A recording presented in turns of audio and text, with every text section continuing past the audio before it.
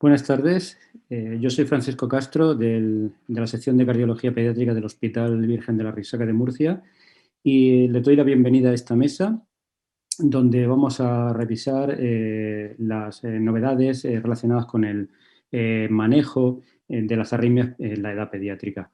Tenemos tres expertas, tres con una amplia experiencia en este campo, que son la doctora Miriam Centeno, que trabaja en el Hospital Gregorio Marañón de Madrid, la responsable de arritmias de la Unidad de Cardiología Pediátrica, el Hospital Ramón y Cajal, de la sección de Cardiología Pediátrica, Cardiopatías Congénitas y la Unidad de Arritmias, y la doctora Georgia Sarquella Brugada, de la Unidad de Arritmias y Cardiopatías Hereditarias. Vamos a tener las presentaciones seguidas ahora y luego abriremos un turno de preguntas breve, en la que tendremos ocasión de plantear las dudas que tengamos a las ponentes. Pasamos ya entonces a las presentaciones. Hola, buenas tardes. Lo primero, dar las gracias por la invitación y os voy a hablar de qué hay de nuevo en la ablación de arritmias en pediatría. Las taquicardias supraventriculares son las arritmias más frecuentes de la infancia y dentro de estas, las taquicardias mediadas por vía accesoria son sin duda las más frecuentes, sobre todo en el grupo de menor edad. La taquicardia intranodal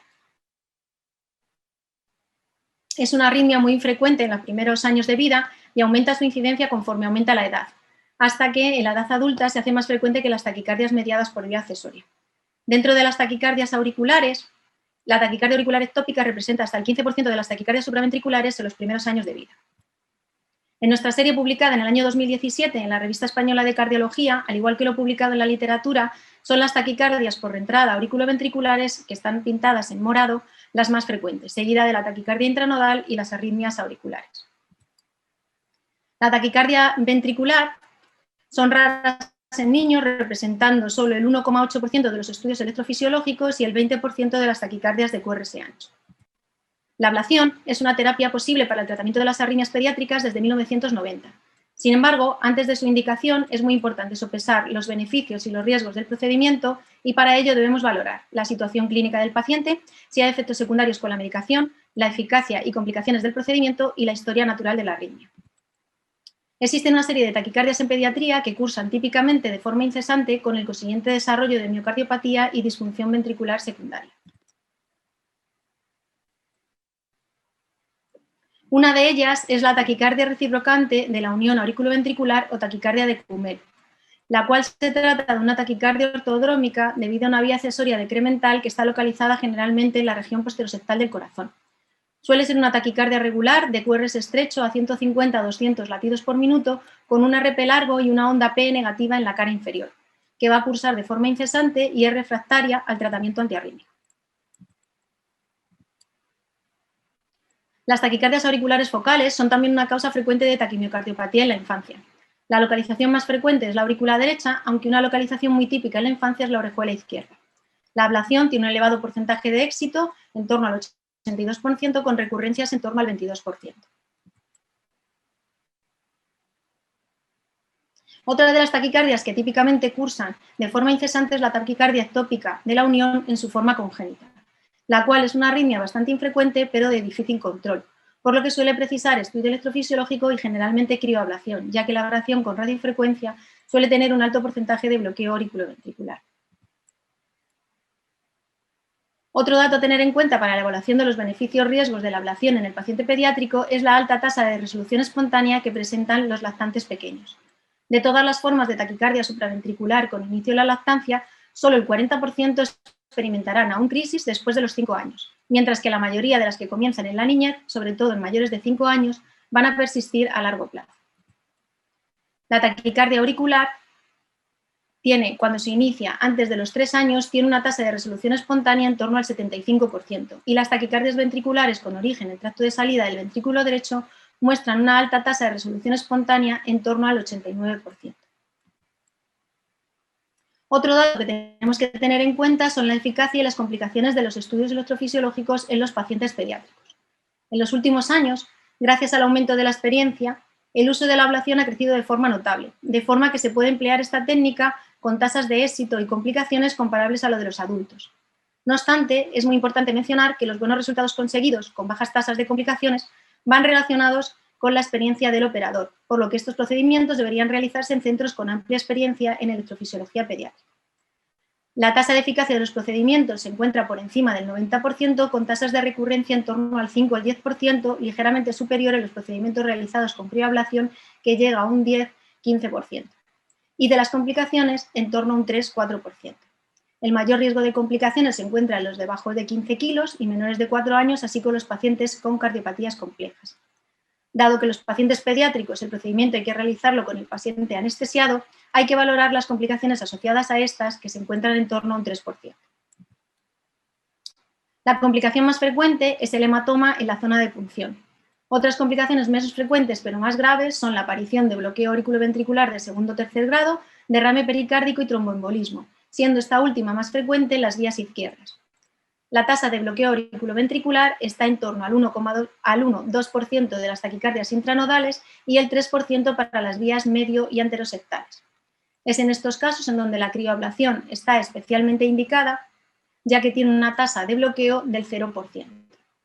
Mucho más infrecuente puede producirse daño coronario al realizar ablación o daño valvular con el catéter, por lo que hay que ser especialmente cuidadosos cuando estamos próximos a estas estructuras. La tasa de muerte reportada es en torno al 0,11%, comparable con los adultos. Dado que un elevado porcentaje de pacientes pequeños, es decir, aquellos que pesan por debajo de 15 kilos, presentan resolución espontánea y las complicaciones son algo mayores en esta edad, es en estos pacientes en los que las guías son más restrictivas. En cuanto a los pacientes con presitación tipo Wall-Parkinson-White, no estaría, por tanto, indicado realizar ablación en aquellos pacientes pequeños asintomáticos. Y ya por último, pero no menos importante, otro dato a tener en cuenta son los efectos que tiene la radiación, tales como dermatitis, cuyo riesgo se ha estimado en un 0,02% por procedimiento, los cuales son mayores en niños, dado que la dosis acumulativa es mayor. La radiación ionizante es fuente de efectos nocivos tanto para pacientes como profesionales, y además las prendas de protección radiológica pueden producir lesiones vertebrales que derivan en tratamientos invasivos y bajas laborales. La aparición de los sistemas de mapeo electroanatómicos, con los que podemos reconstruir en 3 dimensiones las cavidades cardíacas para guiar la ablación, han permitido acortar o eliminar los tiempos de fluoroscopia sin modificar la seguridad, la eficacia ni el tiempo del procedimiento. En los últimos años han aparecido numerosos artículos que demuestran la seguridad de la realización de los estudios electrofisiológicos con mínima o sin escopia en pacientes pediátricos. En este artículo, publicado en el 2019, se evalúa la seguridad y eficacia del empleo de los sistemas de mapeo electroanatómicos en pacientes por debajo de 15 kilos, comparándolo con el grupo por encima de ese peso, concluyendo que es factible su uso en el grupo del menor peso sin que haya diferencias en las complicaciones, el tiempo de procedimiento y el tiempo medio de escopia entre ambos grupos. Su curva de aprendizaje minimiza el tiempo del procedimiento, que es similar al de los procedimientos con fluoroscopia. En nuestro centro, desde que contamos con el navegador en el 2016, hemos realizado 151 procedimientos a pacientes pediátricos, siendo un 5,3% de ellos en menores de 15 kilos. A medida que ha aumentado nuestra experiencia, hemos disminuido el número de procedimientos con mayor tiempo de escopia, representados en verde, aumentando aquellos realizados con mínima escopia o incluso con escopia cero, que son los representados en azul, que en los últimos años ha sido en torno a un 30 o un 50% de los procedimientos, siendo estos en su mayoría arritmias localizadas en el lado derecho del corazón. El tiempo medio de escopia, el cual se estima en una media de 36 minutos cuando el procedimiento se realiza sin navegador, también se ha disminuido, siendo este último año de 5,5 minutos. La eficacia aguda ha sido de un 92%, con recurrencias en torno a un 13%, igual a lo reportado en otras series y mayores en aquellos casos en los que hemos hecho con crioablación. Hemos presentado un 3,3% de complicaciones, 2 bloqueos de rama derecha en 2 pacientes con vías perigisianas y un bloqueo auriculoventricular completo en una paciente que tenía taquicardia ectópica de la unión y que fue transitorio, resolviéndose a los pocos días del procedimiento. Y el más grave, una parada cardiorrespiratoria en un paciente con una cardiopatía compleja que se produjo porque presentó una degeneración desde la taquicardia auricular a una fibrilación ventricular y con lo cual se para. El sustrato ablacionado con mayor frecuencia ha sido las vías accesorias, seguido de la taquicardia intranodal y la taquicardia auricular. Y la energía empleada más frecuentemente ha sido la radiofrecuencia. Y ya para finalizar, pues os voy a contar un caso que hicimos con escopia cero, que se trata de una paciente de 12 años que tiene palpitaciones y que en el registro de cardia se detectó una taquicardia supraventricular y que, si os fijáis, se inicia con QRS ancho, es decir, de forma aberrante. Lo primero que hacemos en el estudio es, tras la punción de la vena femoral, introducir los catéteres a través de la vena cava inferior hasta el corazón. Y si os fijáis, pues con el navegador vamos dejando una sombra a través de la cual pues podemos saber cuál es el trayecto de la vena cava hasta el corazón y guiar así el resto de la introducción de los catéteres.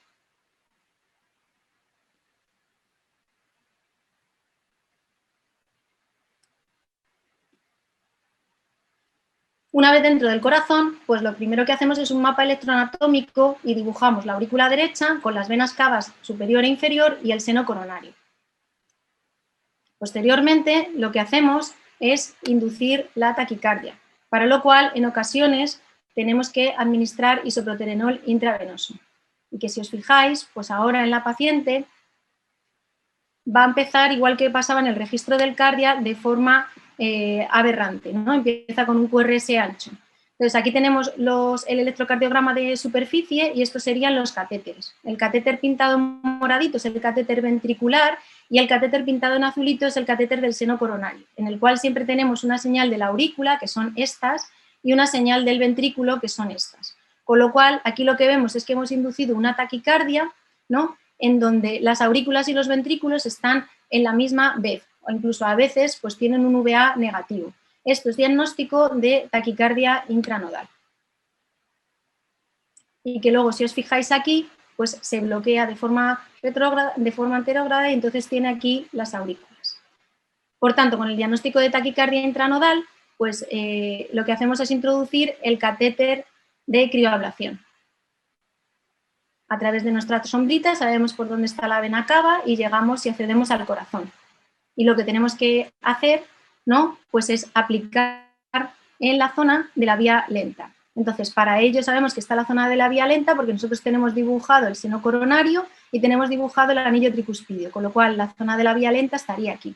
Y siempre tenemos que aplicar en zonas en donde tengamos poca aurícula, porque si estamos más en la porción auricular, pues podemos dejar bloqueado al paciente. Hacemos unas cuantas aplicaciones aquí de crioablación en esa zona y volvemos a testar de nuevo y volvemos a hacerlo con el mismo protocolo de inducción. Si hemos tenido que poner isoproterenol, pues con isoproterenol. Y si no se vuelve a inducir la arritmia, pues se da el procedimiento como eficaz.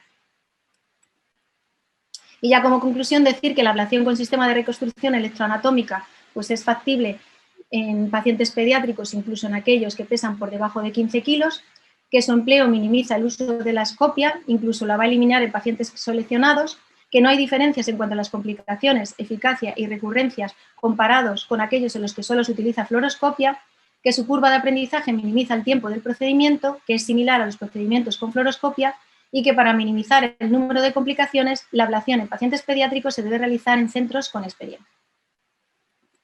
Y nada más, muchas gracias a todos.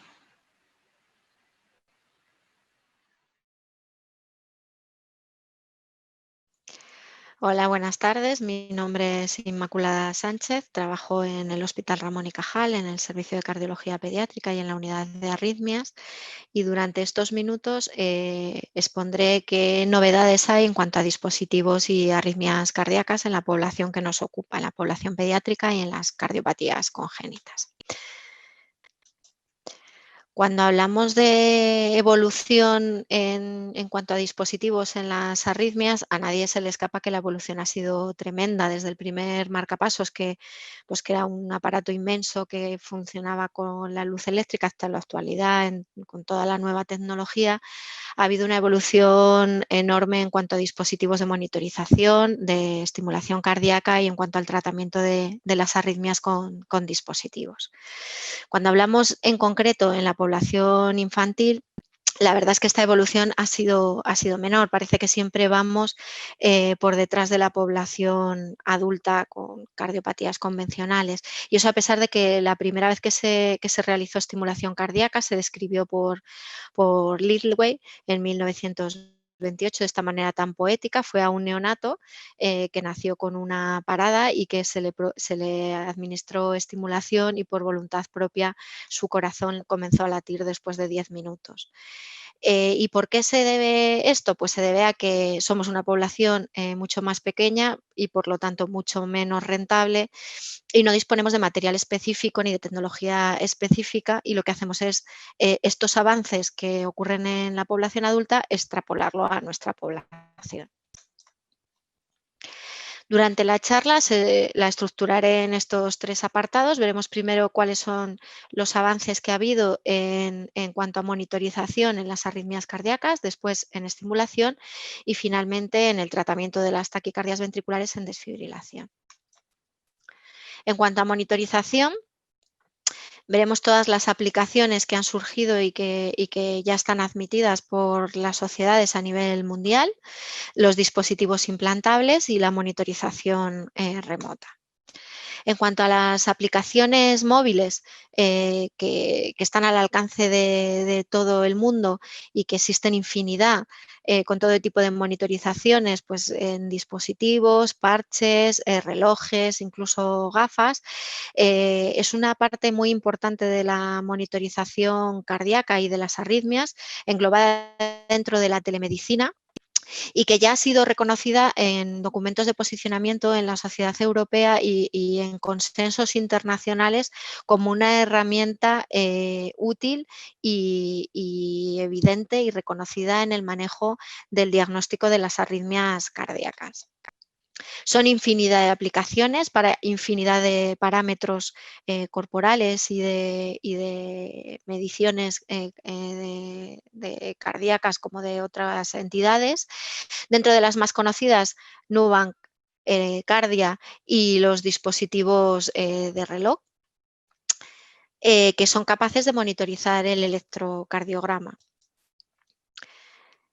Como en la mayoría de las entidades, la mayoría de la literatura descrita se basa en arritmias, en la fibrilación auricular, que es la arritmia más frecuente y más rentable y con mayor número de pacientes que existe, y la mayoría de los estudios con unos números grandes pues se refieren a esta entidad, que por otra parte para la población pediátrica pues es menos interesante. Más allá de la fibrilación auricular y una vez superado que son evidentemente interesantes para el diagnóstico de taquiarritmias en los pacientes pediátricos, en los que una monitorización de 24 horas pues, tiene escasa rentabilidad, y también para las bradiarritmias en estos pacientes que tienen síncopes de causa no aclarada, con el desarrollo de estas tecnologías y la posibilidad de obtener derivaciones precordiales, como la imagen que tenemos en el centro de la pantalla, que se puede poner el dispositivo del reloj, en este caso, en la región precordial, y podemos tener monitorizadas pues, todas las derivaciones precordiales, y es muy interesante también para determinadas arritmias o familiares de arritmias, por ejemplo, en el Brugada, aquellos niños que se les recomienda un electro con fiebre, o para orientar en cuanto a patrones de riesgo, por ejemplo, en las canalopatías, como en el QT largo, patrones de alternancia de la onda T o distintos grados de bloqueo a las frecuencias más bajas. En este trazado es una demostración, es el trazado de un niño que acude a la consulta por preexcitación. Queríamos saber si a las frecuencias altas mantenía esta preexcitación y no fue posible valorarlo mediante una ergometría, y en contacto con la familia decidimos monitorizarlo con el reloj en este caso, y conseguimos este trazado a frecuencias altas, insistiéndole en la realización del ejercicio físico hasta que conseguimos una frecuencia adecuada para comprobar que sí que seguía preexcitando. Además, se han reportado ya publicaciones en esta época que nos está tocando vivir de la pandemia por el coronavirus. Sabemos que muchos de los fármacos que se han utilizado prolongaban el QT, y se han utilizado este tipo de dispositivos para monitorizar a aquellos pacientes que estaban de manera domiciliaria o en plantas en las que no se disponía de otro tipo de registro, el alargamiento del intervalo QT para tomar decisiones terapéuticas. Todo esto ha evolucionado tantísimo y también a nivel de la población general que pueden pasar cosas pues como esta. Todo lo que evoluciona tanto y lo que le interesa a las casas comerciales pues crea prensa sensacionalista. Este es el caso de un niño en el que se describe tal cual que su reloj le salvó la vida. En realidad este niño lo que tenía era una taquicardia supraventricular, que sabemos que rara vez pues puede poner en peligro su vida y que sin embargo puede cargar de una manera de presión sobre el médico que le lleva el hecho de que cosas así pues salten a la luz pública. En cuanto a los dispositivos implantables, yo creo que el salto más importante ha sido que tengamos disponibles dispositivos de tamaño muy reducido, que son dispositivos que además tienen la posibilidad de control remoto sin tener que hacer consultas presenciales. Y en las nuevas guías, en la población pediátrica, es interesante que se ha ampliado la indicación de este tipo de dispositivos implantables en pacientes que tienen sospecha de epilepsia. Son esos pacientes que se siguen en la consulta de neurología, pero que no se ha podido probar con las distintas pruebas electroencefalográficas. Y también aquellos pacientes con miocardiopatías o con canalopatías que no tendrían indicación de desfibrilador o que queremos esperar a indicar ese desfibrilador porque tienen una clínica anodina, pero que tienen riesgo de muerte súbita, para orientar de una manera más específica si necesitan este desfibrilador o no. Como siempre, los artículos que hay ciñéndose a población pediátrica y a población con arritmias congénitas no engloban series muy amplias comparadas con otras entidades como por ejemplo la fibrilación auricular. Pero tenemos esta publicada recientemente en la que se ve que hasta un 30%, una tercera parte de los pacientes, fue rentable el implante de este tipo de dispositivos, obteniendo algún tipo de información que fue valiosa a la hora de orientarlos de forma terapéutica. Vemos que los pacientes, en su mayoría, se trataban de pacientes con taquicardia polimórfica catecolaminérgica, y en los cuales los registros que vemos en la derecha de la imagen, vemos que fueron muy útiles a la hora de orientar el tratamiento. Vemos un paciente que tenía una catecolaminérgica diagnosticada de origen familiar y que estaba asintomático, y sin embargo con el dispositivo vimos que hacía taquicardias ventriculares. También podemos ver pacientes que tienen palpitaciones y eso corresponde con taquicardias. Este paciente estaba tratado con beta bloqueante y tenía extrasístoles, y con la intensificación del tratamiento se consiguió corregir esta circunstancia. También podemos observar pacientes que han tenido un síncope si se relaciona en este caso con una fibrilación ventricular. Y otros pacientes sirve para lo contrario, para descartar. Un paciente con un QT largo que tenía palpitaciones en las que se mareaba y sin embargo eso no se correlacionaba con nada patológico en el registro. También son muy útiles para el diagnóstico en las arritmias en pacientes con cardiopatía congénita, en los que muchas veces hacen arritmias, sobre todo supraventriculares, que les pasan desapercibidas y que pueden causar descompensación cardíaca. En este estudio que se estudiaron 22 pacientes con cardiopatías congénitas, casi la mitad de los pacientes se obtuvo un registro patológico. En su mayoría los registros patológicos eran pacientes con la entidad del Fontan. Se obtuvieron sobre todo arritmias atriales, pudiéndose llevar a hacer estudios electrofisiológicos, cambiando el tratamiento farmacológico, y 2 taquicardias ventriculares. Una de ellas se le implantó un desfibrilador y otra se trató con beta bloqueante, con sotalol. En cuanto a la monitorización remota, está ya asumido, incluso en las guías, que es una manera del seguimiento de los pacientes. Hay infinitas publicaciones al respecto.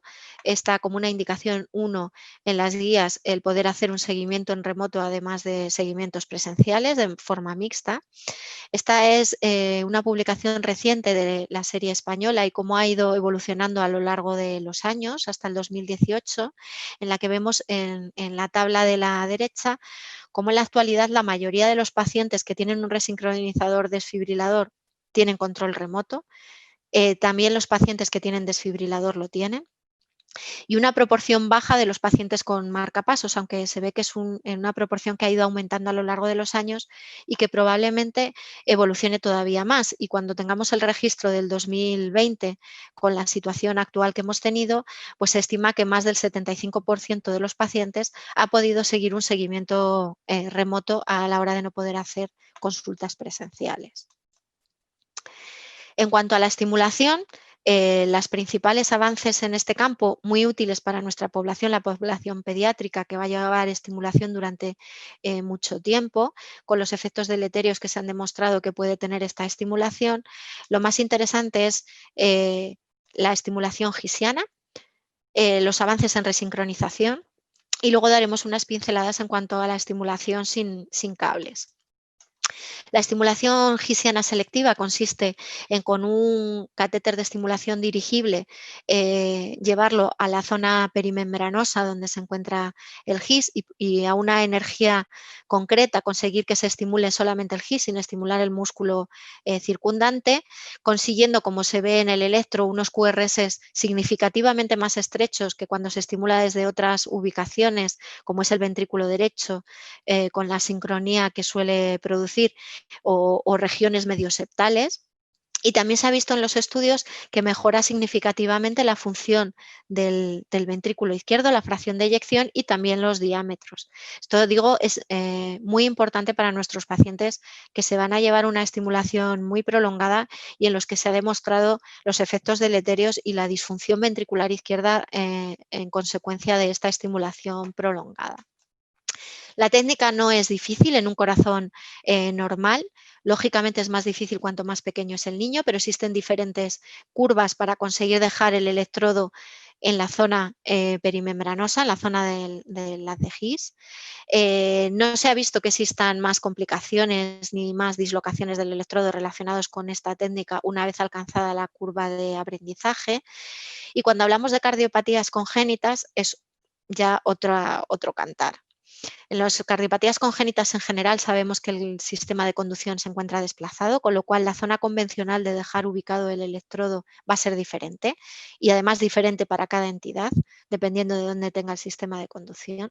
Nos encontramos amplias zonas de escara donde no vamos a conseguir captura en zonas de parches o zonas de isquemia, y además existe dilatación de cavidades, lo cual va a dificultar la estabilidad del catéter. Aún así, pues es recomendable para conservar la sincronía ventricular tan importante en este tipo de pacientes. En la imagen de la derecha vemos una transposición corregida en la que vemos que el electrodo de estimulación gisiana está en una ubicación diferente, un desplazamiento más anterior con respecto a un corazón estructuralmente normal.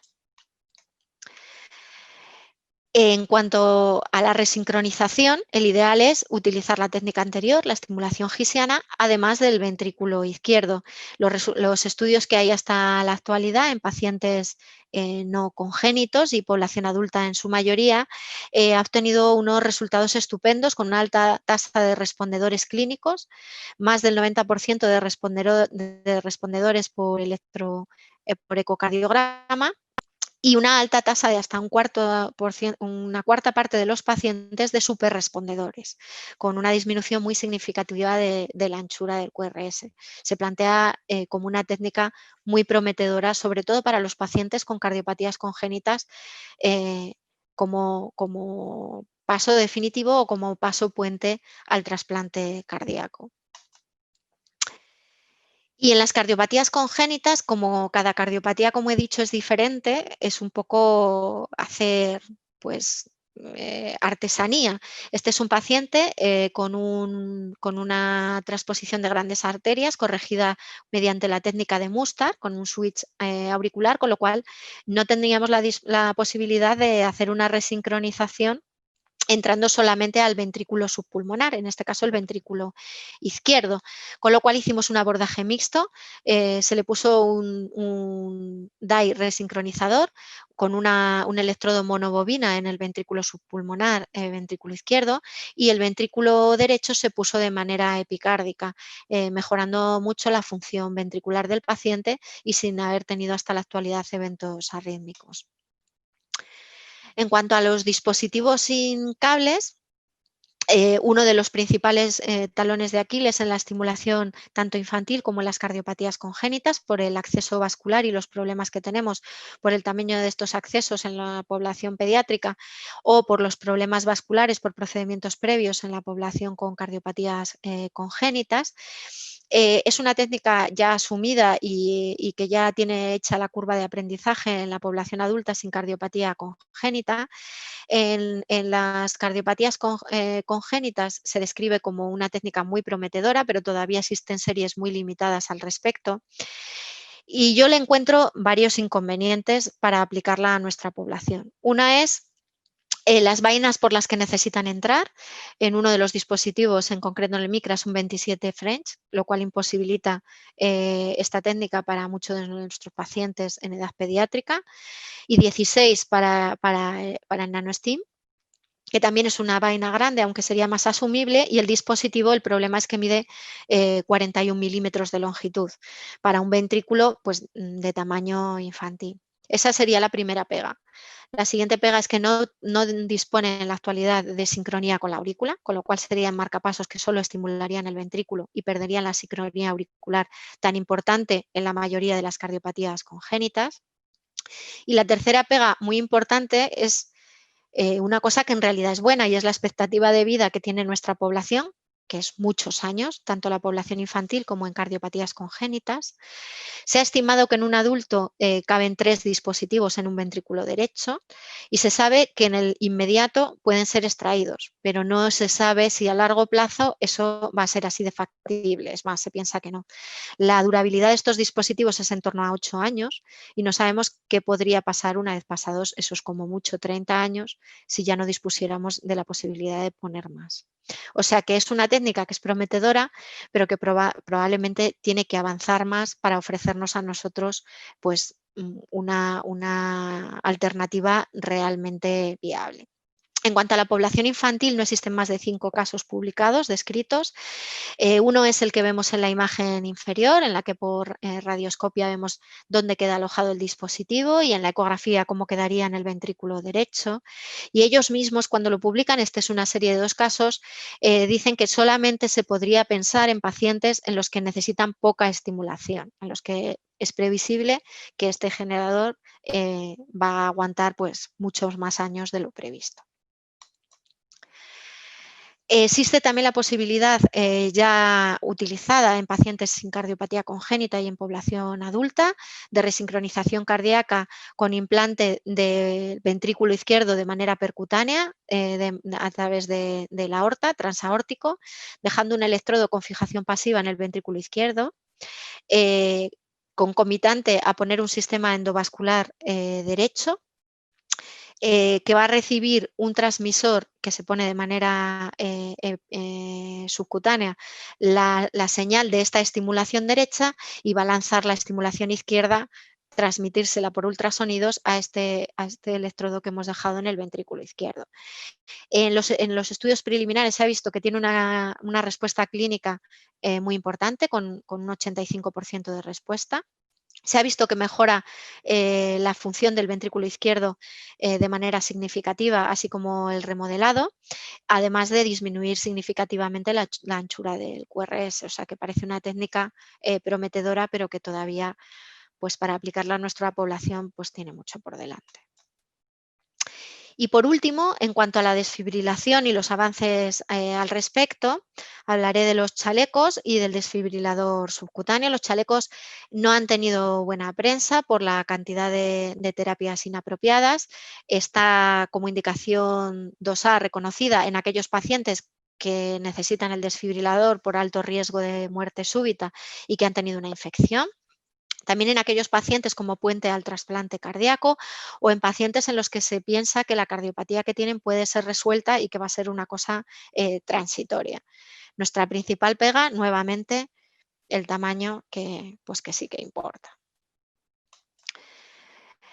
El gran avance en desfibrilación, probablemente por nuestro talón de Aquiles en población pediátrica, que hemos dicho que es sobre todo los accesos vasculares, tanto en la población pediátrica como en las cardiopatías congénitas, es el desfibrilador subcutáneo. La indicación de desfibrilador subcutáneo existe ya para aquellos pacientes que no puede ponérsele un desfibrilador endovascular porque tienen problemas vasculares, y como indicación DOSA se podría pensar en aquellos pacientes que no necesitan estimulación. Vemos que a pesar de estar en las guías ya desde el 2017 y de haber casi duplicado el tanto por ciento de todos los desfibriladores que se ponen en España, vemos la serie publicada recientemente que llega hasta el 2019, en el que aproximadamente el 8% de todos los desfibriladores que se han puesto en España son subcutáneos. Esto probablemente es porque la mayoría de los desfibriladores que se han puesto en pacientes isquémicos adultos que además necesitan estimulación. En este caso ya hay series descritas tanto en población pediátrica como en cardiopatías congénitas. Vemos a la izquierda un estudio publicado en el 2019 en los que se compara los desfibriladores implantados de manera endovascular comparados con los que son no endovasculares. Vemos que tienen la misma tasa de terapias apropiadas e inapropiadas y que los no transvenosos tienen una incidencia mayor de problemas con los electrodos. Esto probablemente es debido a que aquí no solamente existen desfibriladores subcutáneos, sino que en esta serie también meten las bobinas epicárdicas o bobinas accesorias.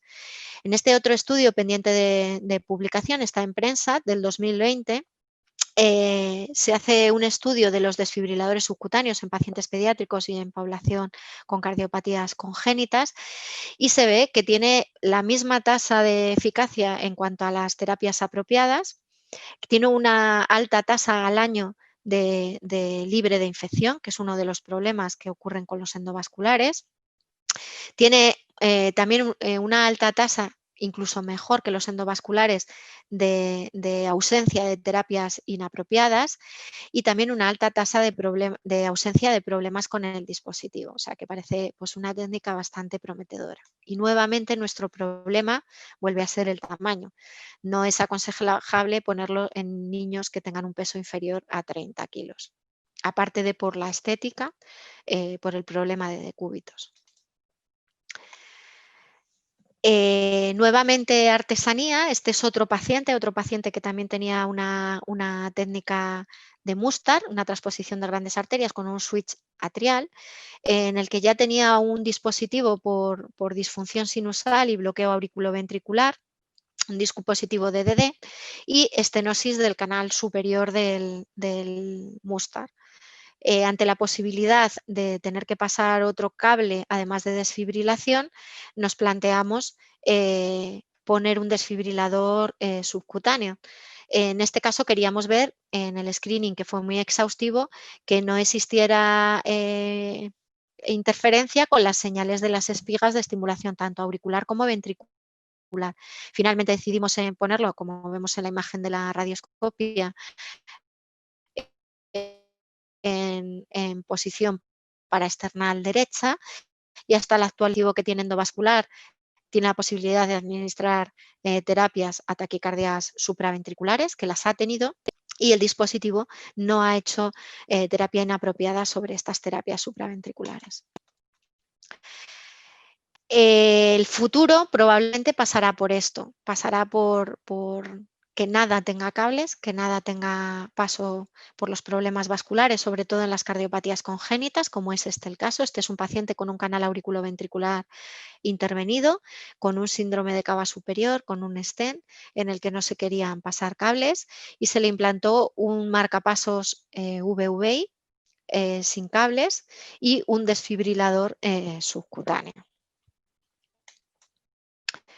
Y ya para terminar, las reflexiones que me hago con respecto a esta charla es pues que desde luego no hay ninguna duda que en los últimos años ha habido un avance espectacular en la tecnología tanto para monitorización como para estimulación y tratamiento de las arritmias mediante dispositivos. En ocasiones ese avance ha ido más rápido que nosotros, con lo cual habrá que legislarlo y regularlo bien. Cada vez existen más técnicas y herramientas para evitar problemas relacionados con los dispositivos a largo plazo, con sus vías de acceso o infecciones. A los grandes problemas que teníamos para el tratamiento de las arritmias mediante dispositivos Y para la monitorización de las mismas, la tecnología propone siempre grandes soluciones. La tecnología tiene que recordar que para la población pediátrica a veces esas soluciones deben ser más pequeñas. Y desde luego estamos en el camino, pero todavía pues queda mucho por recorrer. Muchas gracias.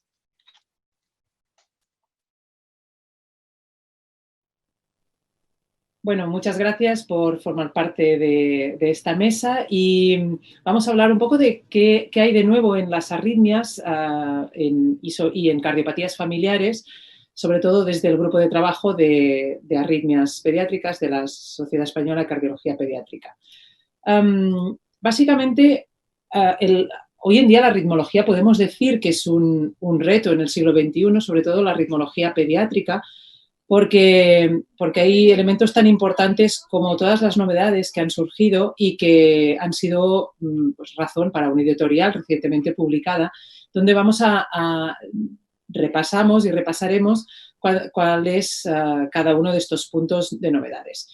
Hablaremos sobre arritmias, sobre dispositivos cardíacos, canalopatías, miocardiopatías, muerte súbita y una pincelada de genética. Empezando por las arritmias, lo que es más importante es que en los últimos tiempos ha habido una conciencia real de la existencia de las arritmias en pacientes con cardiopatía congénita. Esto se pone de manifiesto cuando vemos el aumento, el incremento de publicaciones relacionando arritmias y cardiopatía congénita y estando alrededor de unas 300 estable ya en los últimos años. Es decir, hay un interés creciente y más grupos que trabajan concentrándose en este punto tan particular. ¿Y por qué? Básicamente porque hay un sustrato de cardiopatía congénita que ya es proclive a que se produzcan arritmias y además hay una situación postoperatoria secundaria a las reparaciones que se hacen y también a la situación hemodinámica del paciente que va a conferir más disponibilidad de hacer arritmias. En cuanto a las ablaciones, estipulamos lo del elemento de ALARA, ¿no? As low as reasonably achievable, es decir, tan poquito como podamos. ¿Y esto cómo lo conseguimos? Pues utilizando sistemas radioscópicos modernos, no los arcos antiguos que radian mucho y dispersan mucho, la utilización de colimadores, de bajos frame rates, simplificando las técnicas, intentando hacer procedimientos cortos, no alargando innecesariamente, y para sustratos complejos el uso de navegadores nos puede ayudar a disminuir la tasa de radiación. Asimismo, la integración con la resonancia y también con técnicas de Mediguide, de fluoroscopia virtual, nos permiten en sustratos difíciles de cardiopatías congénitas, por ejemplo, el poder hacer procedimientos que precisen radioscopia, intentar minimizar esto. En cuanto a los dispositivos, bueno, los grandes problemas que siempre tenemos es un tema de tamaño, de electrodos, de la durabilidad del propio dispositivo y pues el hecho de la monitorización remota. En cuanto al tamaño, pues bueno, hemos avanzado lógicamente y si nos ponemos a comparar cómo eran las cosas hace muchos años, es claramente una mejoría lo que hemos visto, pues porque hoy en día los marcapasos son más pequeños. Igualmente, para nuestra población pediátrica y sobre todo neonatal siguen siendo muy grandes y siguen confiriendo limitaciones para su uso. La monitorización mediante Holter subcutáneo se ha visto pues, también mejorada con dispositivos más pequeños y que permiten una monitorización remota del paciente y, por tanto, ha extendido su uso en población pediátrica. En cuanto a los electrodos, hombre, pues siempre, si el gran problema del electrodo es que se rompe, que produce infecciones y todo esto, pues el plantear un marcapasos sin cable es claramente un avance. Y asimismo como el DAI subcutáneo, es decir, que estos cables no estén en contacto con la circulación, pues parecería que es una mejora y de hecho lo es. ¿Cuál es el problema? Pues bueno, marcapasos sin cable. Y todo lo que las novedades que tenemos en nuestro mundo médico relacionado con las arritmias siempre está pensado para población adulta y, por tanto, poner un marcapasos sin cable pues una persona de edad avanzada no es ningún problema porque, como mucho, va a necesitar un segundo. Pero, claro, cuando nos planteamos si esto lo podemos utilizar para niños más pequeños, pues nos tenemos que pensar que si lo necesitan muchísimo, van a necesitar muchos marcapasos sin cable que no necesariamente son fáciles de extraer. Aún así, hay que decir que el grupo de Bérgamo, pues, que reclutan un número de casos muy alto en pacientes con cardiopatías congénitas de muy larga evolución, están realizando extracción de marcapasos sin cable con éxito y que, por tanto, es un camino a explorar. Lógicamente, el DAI subcutáneo, pues cuando planteas el concepto de un desfibrilador que te permite una monitorización, no una estimulación, pero una monitorización y una desfibrilación si precisa, pues es algo que realmente es muy, muy atractivo, pero la realidad es que cuando lo ves implantando en los pacientes, la verdad es que impresiona y hace pues que su uso pues, no sea tan fácil y no debería estar tan extendido. Los grupos que han sido grandes innovadores en uso de DAI subcutáneo en pediatría, después de unos años de follow-up, están un poquito volviendo para atrás, viendo la cantidad de problemas relacionados con estos DAI subcutáneos puestos en población pediátrica. Por tanto, estas fotografías sacadas de redes sociales pues llaman un poco la atención en cuanto a la proporción de lo que sería el DAI subcutáneo respecto al tamaño del paciente. En cuanto a la durabilidad, pues lógicamente nos gustaría que lo que ponemos pues durara mucho, eternamente, ¿no? Pero sabemos que no es así, sobre todo relacionado con la batería, y grupos liderados por estudios que se empezaron en India en 2010, bueno, pues promueven el uso de energía piezoeléctrica para utilizar el mismo movimiento tanto del cuerpo como del latido del corazón que nos pudiera permitir crear energía para recargar estas baterías de marcapasos. Esto es muy atractivo, pero allí está y de momento pues ahí está. Lo que ha sido una gran revolución, y yo creo que en tiempos de COVID ha sido lo que nos ha salvado de muchas preocupaciones, es el uso de monitorización remota.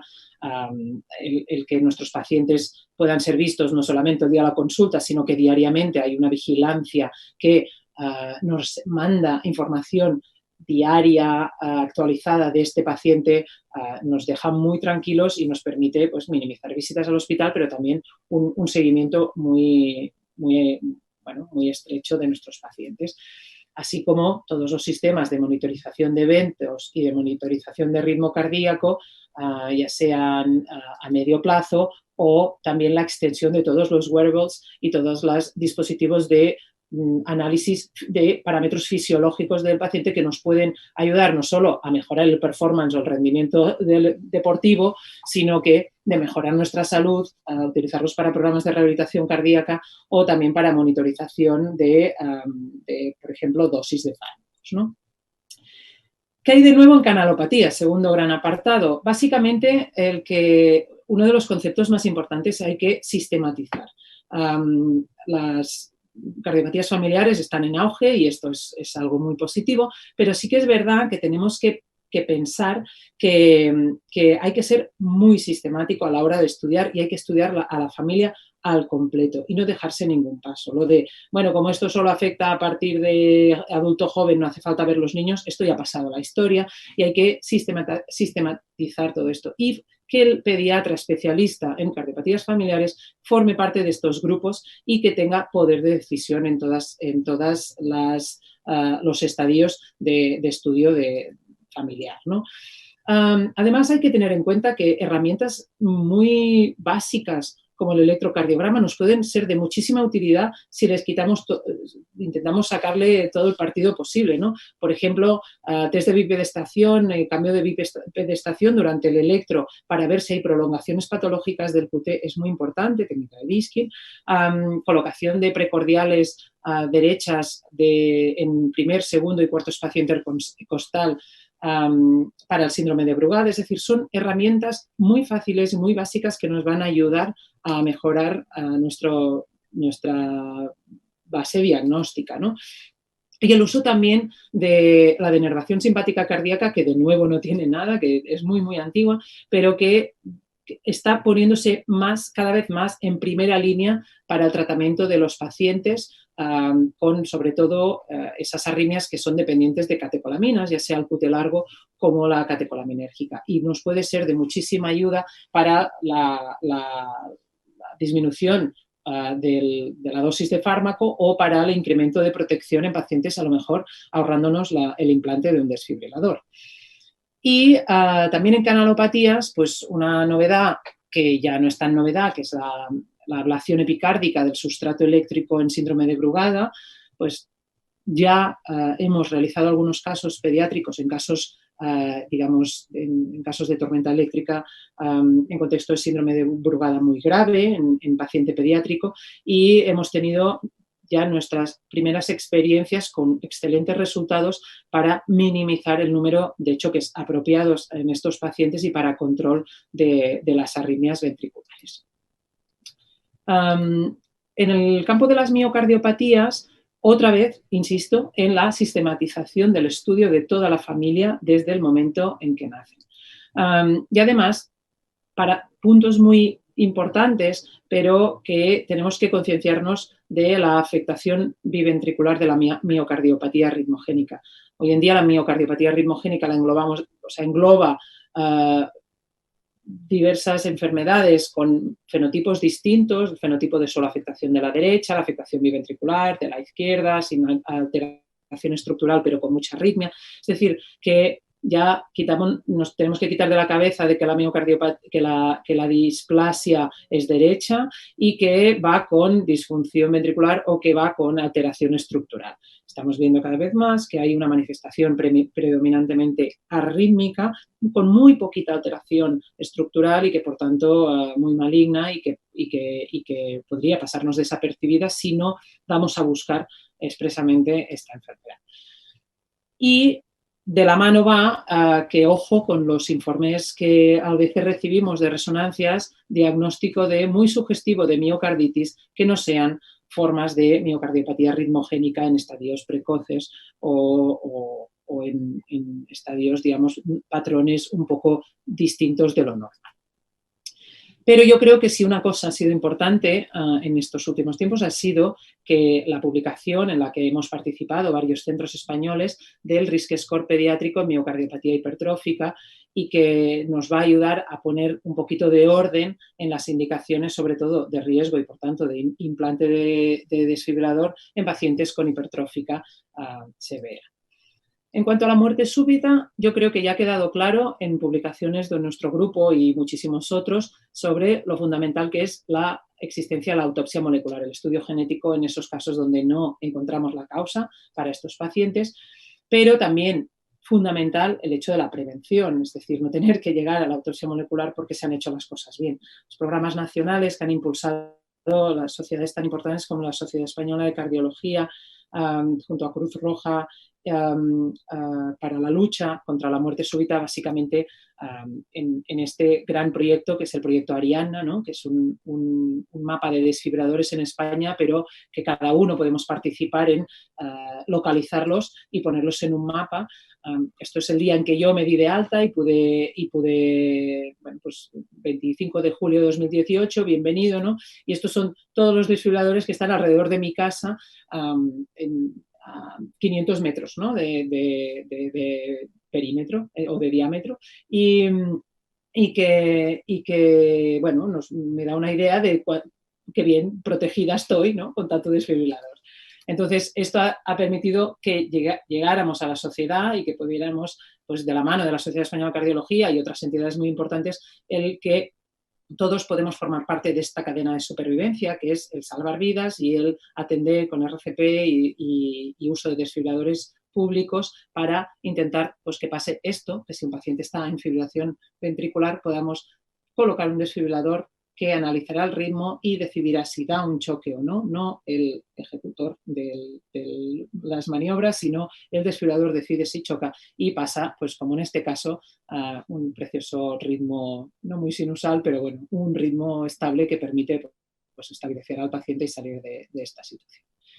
Y ya casi terminando, en cuanto a la genética, pues es la gran caja de Pandora, donde cuando la abrimos puede salir magia o puede salir pues miseria, ¿no? Y lo que nos pasa es que nos encantaría que una enfermedad tuviera un gen y que si no tienes el gen no tienes la enfermedad, pero por ejemplo en síndrome de Brugada, como publicamos, pues puede tener una base monogénica, poligénica, oligogénica, a saber, ¿no? Y que no, nada es tan fácil como esto. Y otros de los trabajos en los que hemos participado sobre todo es qué hacemos con las variantes raras, qué hacemos con los estudios genéticos que, por ejemplo, se hacen en neurología para una epilepsia y que piden un exoma completo, que salen unas variantes que no sabemos qué significado darle, pero que han salido, por ejemplo, en KCNQ1 y nos mandan al paciente para que decidamos si vamos a protegerle porque tiene una variante en un gen relacionado con el QT largo, aunque tenga un electro absolutamente normal, ¿no? Entonces, no solamente tenemos que lidiar con esto, sino que tenemos que lidiar con saber más hace que tengamos que reanalizar y reclasificar pacientes que hace 10 años les habíamos dicho una información y ahora tenemos que replantear si esta información continúa siendo válida con los conocimientos que tenemos hoy en día. Esto es un ejercicio difícil, pero que yo pienso que es absolutamente obligado para hacer nuestro trabajo correctamente. Nos encantaría decir que la terapia génica está ya aquí, pero los intentos que ha habido, sobre todo en QT largo, no está funcionando y por tanto es todavía, a lo mejor será una novedad dentro de unos años, pero de momento no lo es en el término de canalopatías. Y si algo es importante es el tema de la formación y aunque no esté solamente hablando de formación en arritmias pediátricas, pero sí finalmente han salido las guías de cómo debería ser la formación de un cardiólogo pediatra y que por tanto es de gran interés. La formación es absolutamente necesaria en nuestro medio para actualizarnos y para poder realizar las cosas correctamente y de una forma uniforme, homogénea y eficaz. Y nada más, dejo mi email por si hay algún comentario, alguna duda o por supuesto para compartir casos y experiencia. Muchas gracias. Bien, muchas gracias a las tres. Ha sido verdaderamente interesante este repaso por lo que se nos viene encima en este mundo de las arritmias pediátricas. Vamos a establecer un turno de preguntas. Tenemos 4 minutos aproximadamente. Y tenemos una pregunta que os transmito para Georgia. ¿Existe algún valor, variación en el QT a partir del cual se pueda considerar patológico o sugestivo un test de Biskin? Bueno, antes que nada, ahora voy a contestar. Tengo que pedir disculpas a mis compañeras porque me colé repitiendo parte de su discurso y os pido disculpas. Me lié y hablé mucho más. Pero dicho esto, para el test de Biskin, la verdad es que lo que quieres es cómo potenciar el que aparezcan las alteraciones que veríamos en la fase de recuperación de una prueba de esfuerzo. La prueba de esfuerzo, todos vamos como muy buscando lo que serían las arritmias en el ejercicio, pero en realidad lo que nos da mucha información la prueba de esfuerzo es cómo se comporta el QT en la recuperación. ¿Por qué? Porque a veces el único momento en que podemos desenmascarar un QT largo es en esa fase de recuperación, cuando ya estamos desconectados casi. Entonces, es lo que permite o lo que busca el Biskin es intentar reproducir esta fase. Por tanto, tendremos que empezar a sospechar cuando se prolongue patológicamente este QT y no haya un aturdimiento real. Y no tenemos que esperar a que pase de 500, ni mucho menos. La prolongación de más de 20 milisegundos corregidos pues ya será patológica seguramente. No sé qué opináis, Miriam y Maku, si queréis añadir algo a esto, aunque no sea vuestro tema, pero como yo me he colado con el vuestro. Es una pregunta muy buena porque yo creo que es una pregunta que tenemos todos. Todo el mundo quiere tener una cifra mágica. 20 milisegundos son muy pocos milisegundos y muy difíciles de medir. Esa es mi aportación. Yo probablemente elegiría un rango un poco más alto, completaría con otro tipo de pruebas o por lo menos lo repetiría. Miriam.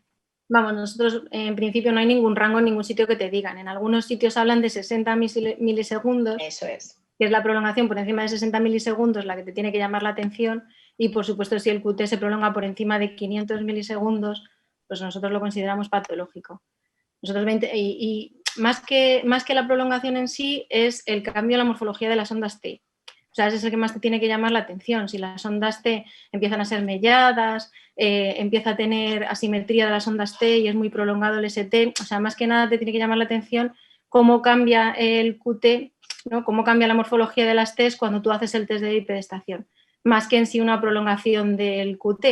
Pero, por supuesto, si se prolonga muchísimo, más de 60 milisegundos, o se prolonga por encima de 500, ya es una cifra que te tiene que considerar como que es patológica. Y aunque se prolongue menos, pues si cambia muchísimo la morfología de las ondas T y son muy patológicas esas ondas T, pues también te tiene que hacer sospechar que ese paciente pueda tener un QT largo. Yo que aquí querría añadir que no buscamos el momento de taquicardización de la bipedestación, sino es el retorno a la frecuencia cardíaca basal después de la bipedestación y Claro. este aturdimiento que decimos, que es que se ha vuelto como loco este miocardio por la aceleración y por tanto es esta diferencia de la situación basal, es decir, básicamente esto. Y lógicamente la morfología de las T, claro.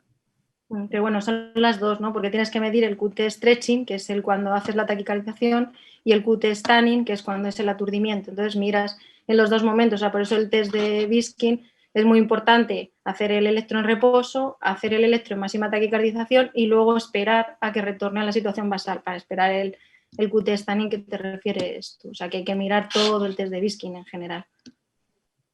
Muy bien.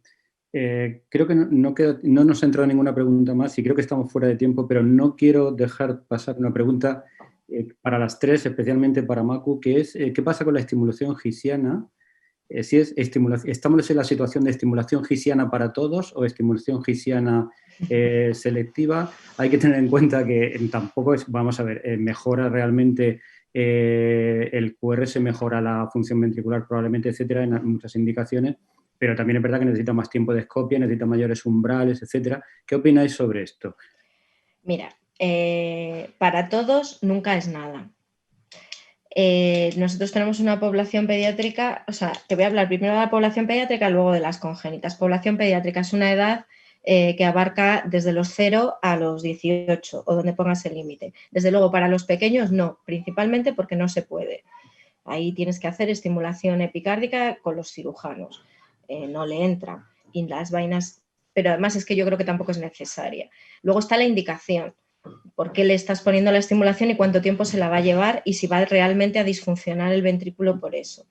Tendrá una indicación en aquellos pacientes en los que ya se lleve una estimulación ventricular prolongada, veas que ya tiene datos de disfunción ventricular, porque efectivamente la principal limitación es que necesitan umbrales mucho más altos que la estimulación convencional, con lo cual la pila le va a durar menos, con lo cual más recambios, con lo cual más riesgo de infección, etcétera. Y en los congénitos, que sí que me parece más interesante, lo mismo, hay que hacer un balance de riesgo-beneficio. La pila dura menos y es más difícil, más tiempo de escopia, pero se beneficia de la resincronización. Para todos no. Muy bien. Pues como estamos fuera de tiempo, creo que vamos a terminar la mesa aquí. Os doy las gracias a todos por la participación y a vosotros por las magníficas ponencias. Y ya, pues nada, fin. Gracias. Gracias.